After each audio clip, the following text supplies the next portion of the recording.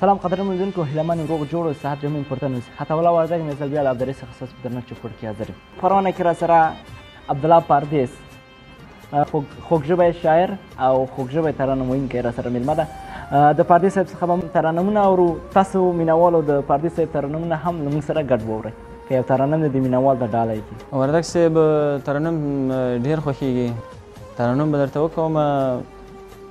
د یار په تورو زلفو کې ماښام رانه ورکې، د یار په تورو زلفو کې ماښام رانه ورکې، راغلی میخانې ته یم خو جام رانه ورکې، راغلی میخانې ته یم خو جام رانه ورکې.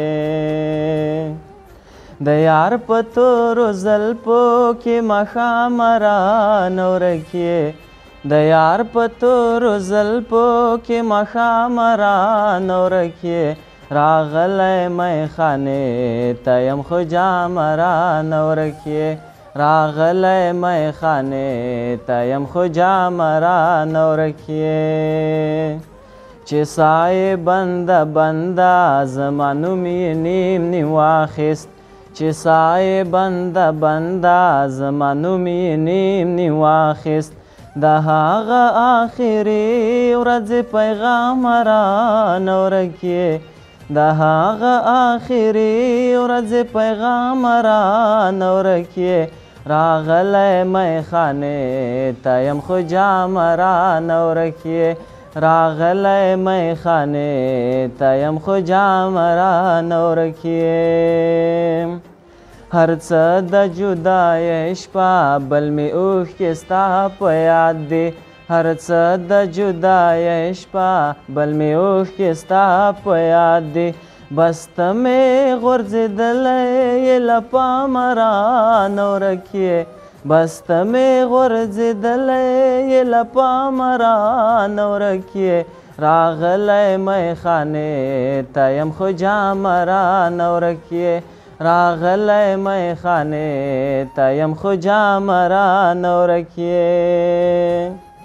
ځوانۍ کې مې دوه سترګې په یو چا پسې تل سرې وې، ځوانۍ کې مې دوه سترګې په یو چا پسې تل سرې وې، زما د ماشومتوب خوب آرام رانه ورکې، زما د ماشومتوب خوب آرام رانه ورکې، راغلی میخانې ته یم خو جام رانه ورکې، راغلی میخانې ته یم خو جام رانه ورکې. هغه وعدې لفظونه د لاس نښې ټول دروغ وو، هغه وعدې لفظونه د لاس نښې ټول دروغ وو، زه شوم ستا محبت باندې بدنامه رانه ورکې، زه شوم ستا محبت باندې بدنامه رانه ورکې، راغلی میخانې ته یم خو جام رانه ورکې، راغلی میخانې ته یم خو جام رانه ورکې.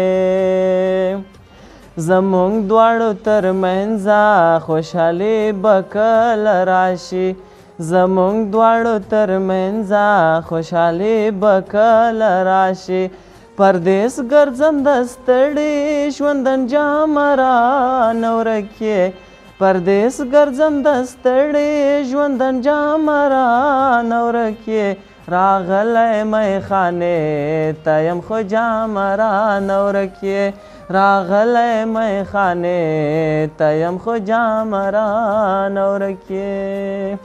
مننه وردګ صاحب. مننه پردیس صاحب. ښایسته مینوالو، تاسو د پردیس صاحب ترنم واورېده. لیدونکو خدای دې کړي چې دا خپرونه ستاسو خوښ شوې وي. تر بیا چې زه عطاالله وردګ د عبدالرحیم څخه ستاسو په درنښت چوپړ کې حاضر یم. تاسو په لوی بښونکي الله سبحانه د ژوند په ټولو چارو کې بریالي اوسئ. هیر مونږ چې چینل ته سبسکرایب کړئ، لایک یې کړئ او کمنټ موږ ته پرېږدئ. خپل انتقادات پیشنهادات له موږ سره شریک کړئ. خدای په امان.